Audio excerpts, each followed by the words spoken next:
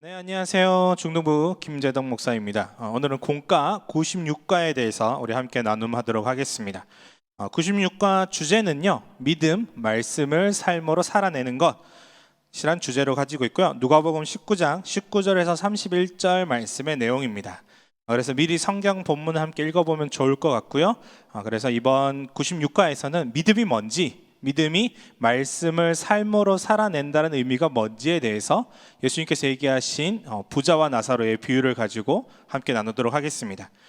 첫 번째, 오늘 좀 도표들을 놓고 미리 자료들을 나눠드렸는데요. 그 자료들을 가지고 우리 함께 나누도록 하겠습니다. 96과에 보면은 크게 이 부자와 나사로의 이야기가 나옵니다. 우리가 좀 어린 시절부터 잘 들어본 이야기들이기 때문에 다시 한번 우리가 그 옛날 기억들을 떠올리면서 조금은 더 디테일하게 중등부 수준에 맞게 우리 함께 나눔하도록 하겠습니다. 부자와 나사로가 나오는데 둘이 아주 굉장히 대조되는 모습들이 나오기 시작합니다.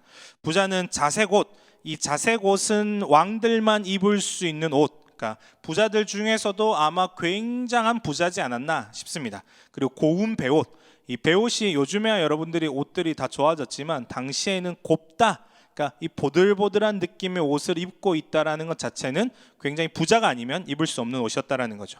성경에 보면 나사로에 대해서는 거지라고 표현하고 있고요, 헌대투성이다라고 하는데, 이 헌대투성이라는 말이 다른 표현이 아니라 옷이 헐었다라는 게 아니라 이 헌대라는 표현 자체가 몸에 종기나 상처가 있다라는 걸 얘기합니다. 그러니까 옷 위생 자체도 좋지 않고 평소에 그의 삶조차도 쉽지 않은 삶인 것을 표현해주고 있습니다. 그리고 부자는 보면 호화롭고 즐기고 있는 삶이 있고요, 나사로는 오히려 버려진 채 상에서 떨어지는 것을 먹고 있다라고 표현하고 있습니다. 아마 이 부자 나사로가 잘 걷는 것도 좀 힘들었던 것 같고요, 몸에 종기와 상처들이 있고 하다 보니까 이 사람이 자신의 이 삶을 살기 위해서는 구걸하고 모든 것을 할 수 있는 곳이 이 부잣집 앞에, 오늘 표현된 이 부잣집 앞에밖에 없었던 것만 같습니다.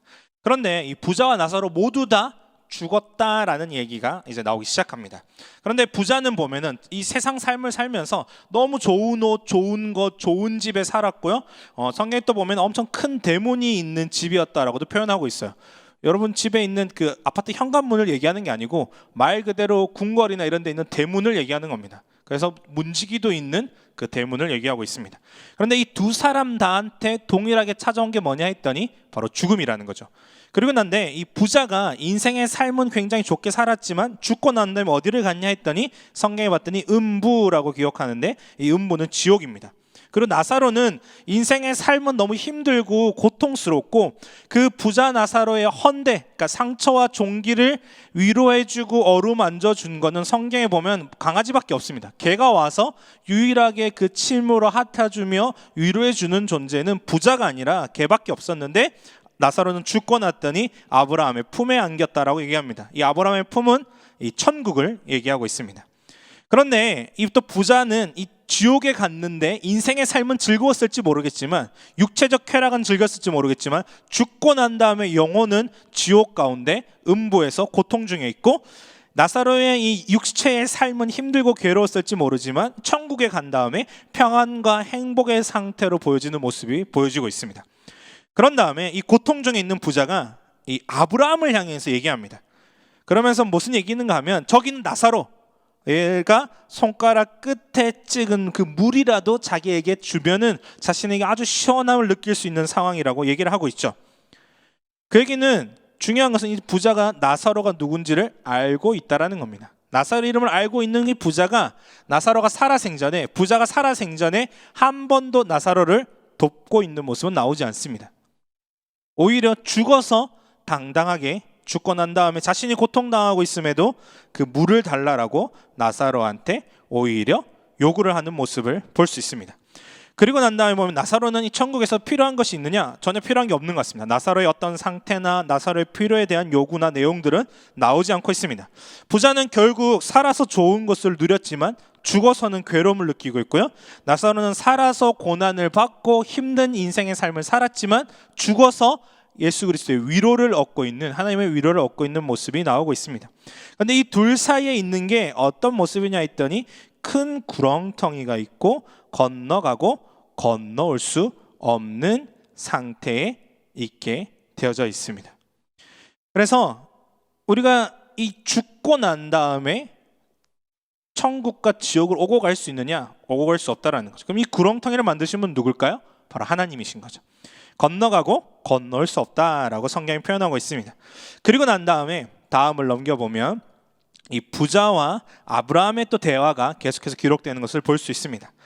부자가 그러면 이 물 한 방울도 나한테 줄 수 없다라면 아브라함, 내 아버지, 아브라함을 향해서 처음에 내 아버지여 라고 표현합니다.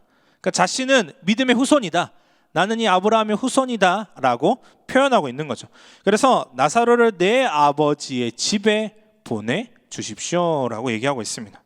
그래서 형제 5명이 있고 그 형제 5명이 죽었던 나사로가 살아 돌아와서 증언을 해주면 자신처럼 지옥의 고통을 경험하지 않고 그들이 그 삶의 생전에 바른 삶을 살 수 있지 않겠냐라고 얘기합니다. 그럴 때 아브라함이 뭐라고 하냐 했더니 이미 그들에게 모세와 선지자들이 있다라고 얘기합니다. 무슨 얘기인가 하면 너희한테 이미 말씀이 주어지지 않았냐라는 거죠. 그러니까 죽은 나사로가 부활해서 복음을 전하면 믿지 않겠냐라고 했는데 아브라함의 말은 주어진 말씀도 이미 주어져 있는 말씀도 따르지 않는데 어떻게 죽은 자 가운데서 살아난 자가 왔다라고 해서 그것을 믿고 따르겠냐라는 거죠. 결국 이 말씀은 예수님이 오셨지만 예수님의 말씀을 듣지 않는 바리새인들, 여기는 기록되어 있지 않지만 또 사두개인들이 있습니다. 당시에 이 바리새인과 사두개인들은 부자였습니다. 성경은 모세의 율법은 구약 성경이죠. 창세기, 출애굽기, 레위기, 민수기, 신명기에 나오는 법은 가난한 자를 돌아보고 그들을 불쌍히 여기고 부자는 나누어 주고 이 모든 복을 주신 분이 하나님이시니까 하나님이 내게 주신 것을 가지고 나누어 주는 삶을 살아야 되는데 그 삶을 살지 않았다는 거죠. 누가요? 바리새인과 사두개인들이. 그리고 또 사두개인들은 부활을 믿지 않았습니다. 자신들이 믿고자 하는 것만 믿고 살아갔던 사람들이죠. 그런 사람들 가운데 말씀이신 예수님이 오셨지만 너희가 그 예수님이 나중에 부활하셨다고 해서 믿겠냐라는 거죠.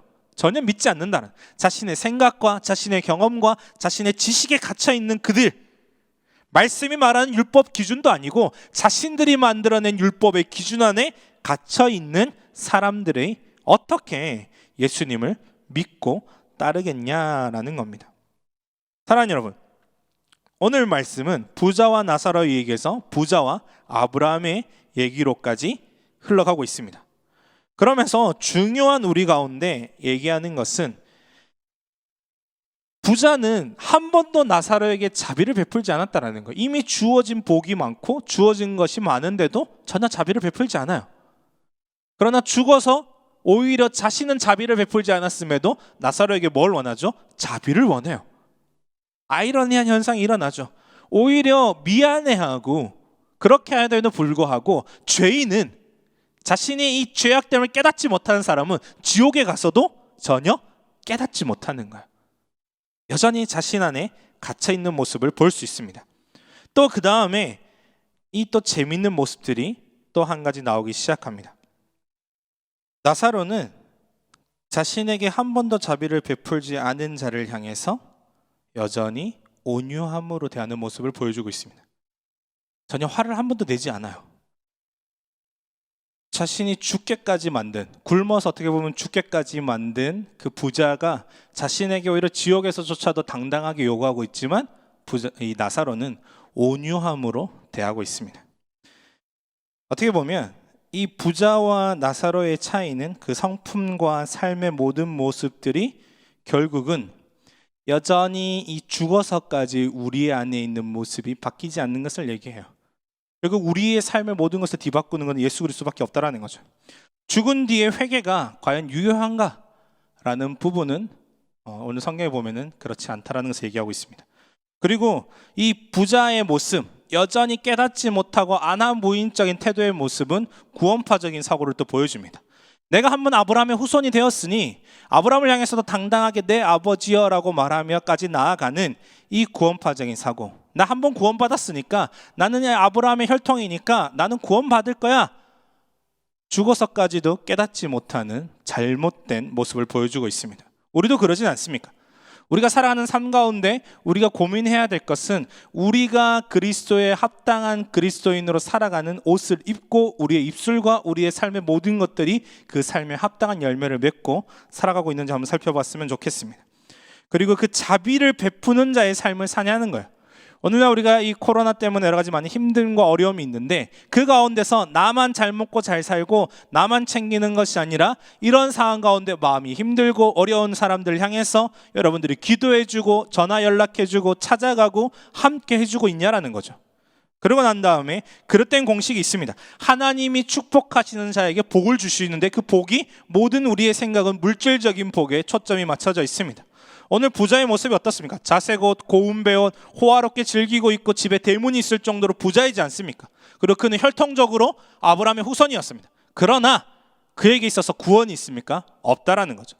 부자에게 구원이 있는 것이 결코 아니라는 겁니다. 가장 중요한 것은 하나님은 부패한 것에 대해서, 죄악된 것에 대해서는 철저하게 그 죄값을 물으신다라는 사실입니다. 자, 그리고 난 다음에 본문에 대한 질문들입니다. 지금 내가 원하는 삶과 부자와 같은 삶인지, 여러분들이 원하는 삶이 나사로와 같은 삶인지 살펴보았으면 좋겠습니다.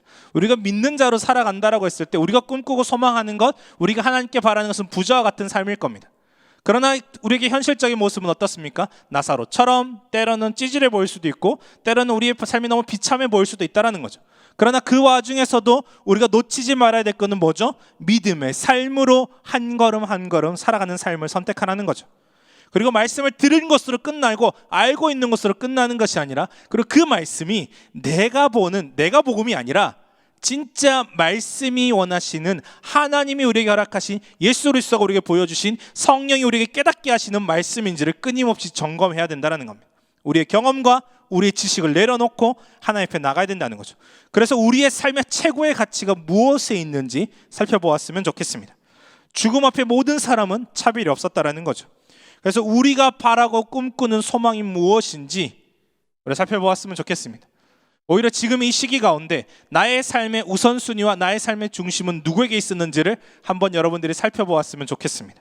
그래서 그 시간들을 통하여서 여러분들이 더 하나님 앞에 이 믿음이 견고해지고 온전하며 거룩한 그리스도의 제자로서 세움받는 시간이 되었으면 좋겠습니다.